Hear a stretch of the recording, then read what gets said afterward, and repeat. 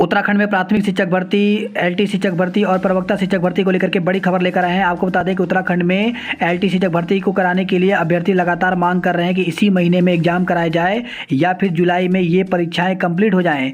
आपको बता दें कि इसके बाद अभ्यर्थियों का कहना है कि उत्तराखंड में चुनाव का सीजन शुरू होने वाला है और दिसंबर से आचार संहिता लग जाएगी। अगर ये एग्ज़ाम जून जुलाई में नहीं हुए तो आगे चलकर ये भर्ती परीक्षाएं लंबित हो सकती हैं। तो चलिए आज देख लेते हैं क्या कुछ न्यूज़पेपर में आया हुआ है। इसके साथ ही प्रवक्ता और प्राथमिक शिक्षक भर्ती की भी बात करेंगे। कोरोना से लंबित एलटी परीक्षा को इसी माह कराएं। तो प्रशिक्षित बेरोजगारों ने कोरोना की वजह से लंबित एलटी शिक्षक भर्ती परीक्षा इसी माह कराने की मांग की है। शुक्रवार को गौरल चौड़ मैदान में अभ्यर्थियों बेरोजगारों की बैठक हुई। इसमें अप्रैल में स्थगित की गई परीक्षा को जून में कराने की मांग की गई। शिक्षा मंत्री को ज्ञापन भी भेजा गया है। प्रदेश में शिक्षकों के 1431 पदों के लिए ये परीक्षा होनी है। इसके लिए 41,000 से अधिक युवाओं ने आवेदन किया है। प्रशिक्षित बेरोजगारों ने कहा कि जल्द ही नियुक्ति न होने का नुकसान न केवल प्रशिक्षित युवाओं को होगा बल्कि इसकी मार छात्र छात्राओं की पढ़ाई पर भी पड़ेगा। कहा कि अगले साल से शुरू होने वाले विधानसभा चुनाव के मद्देनजर इस साल दिसंबर से चुनावी आचार संहिता लागू हो जाएगी। अगर जून में परीक्षा नहीं कराई गई तो देरी की वजह से ये पूरा सत्र प्रभावित होगा। तो देख सकते हैं इस प्रकार से लगातार अब जो है अलग अलग जिलों से अभ्यर्थी यहाँ पर मांग कर रहे हैं कि एलटी जो भर्ती परीक्षा है वो जून या फिर जुलाई में यहाँ पर पूरी कराई जाए। क्योंकि आपको बता दें कि अभ्यर्थियों का यहाँ पर ये भी कहना है कि विधानसभा चुनाव है और इस वजह से अगर भर्ती परीक्षा लेट होती है तो आगे चल करके आचार संहिता लग जाएगा, जिसकी वजह से ये भर्ती परीक्षा काफ़ी लंबे समय के लिए लंबित हो सकती है।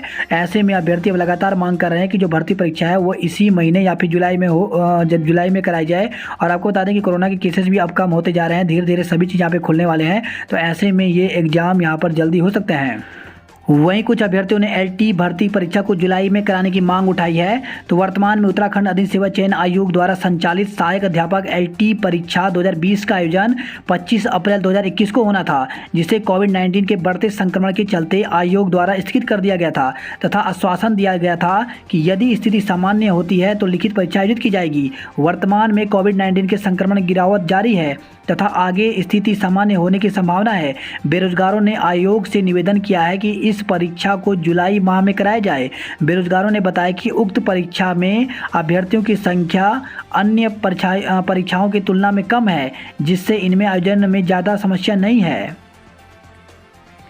तो देख सकते हैं इस प्रकार से लगातार जो अभ्यर्थी हैं बेरोजगार जो हैं वो लगातार मांग कर रहे हैं कि जो एग्ज़ाम है वो जून में या फिर जुलाई में पूरी कराई जाए। वैसे अगर आप बात करें यहाँ पर तो कोरोना के केसेस जिस प्रकार से कम हो रहे हैं तो ऐसे में संभावना बन रही है कि यूके SSSC इस एग्ज़ाम को इस महीने या फिर जुलाई के महीने में करवा सकता है।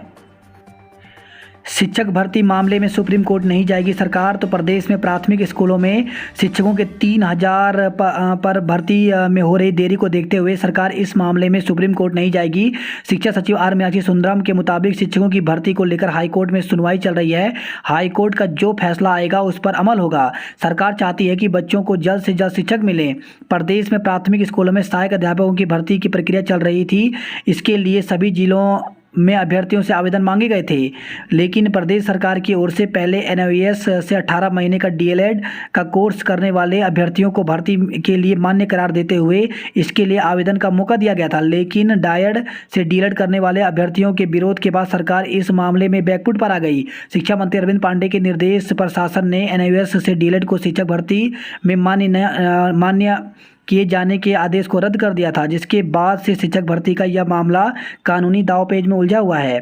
डाइट और NIOS से DLED करने वाले अभ्यर्थियों की ओर से इस मामले में हाईकोर्ट में अलग अलग याचिकाएं दाखिल की गई हैं, जबकि TET अभ्यर्थियों की ओर से एक जनहित याचिका दाखिल है। TET अभ्यर्थियों का कहना है कि कोविड की वजह से TET के रिजल्ट में देरी हुई। यही वजह है कि बड़ी संख्या में TET अभ्यर्थी शिक्षक भर्ती के लिए आवेदन नहीं कर पा रहे हैं। शिक्षा सचिव के मुताबिक हाईकोर्ट ने शिक्षक भर्ती मामले में दोनों याचिकाओं को PIL में मर्ज कर दिया है ताकि शिक्षक भर्ती मामले में जल्द फैसला आ सके। शिक्षा सचिव ने कहा कि सरकार चाहती है कि बच्चों को जल्द शिक्षक मिले। यही वजह है कि इस मामले में हाईकोर्ट का जो भी फैसला आएगा सरकार उस फैसले पर अमल करते हुए शिक्षकों की भर्ती करेगी। कोविड कर्फ्यू हटते ही होगी शिक्षकों की भर्ती। शिक्षा सचिव ने कहा कि प्रदेश में सहायक अध्यापक एलटी के 1400 और लेक्चर के 570 पदों पर भर्ती होनी है। इसकी प्रक्रिया शुरू हो गई थी, लेकिन कोविड की वजह से इसमें देरी हुई है। स्थिति सामान्य होते ही इन पदों पर भर्ती की जाएगी। तो प्रवक्ता के जो 570 पदों पर भर्ती चल रही है और साथ ही एलटी के, उन पर भी कोविड कर्फ्यू हटते ही इन पदों की भर्ती प्रक्रिया भी जल्द पूरी हो जाएगी। तो ऐसे में संभावना बन रही है कि ये भर्ती प्रक्रियाएं जल्द ही संपन्न होने वाली हैं।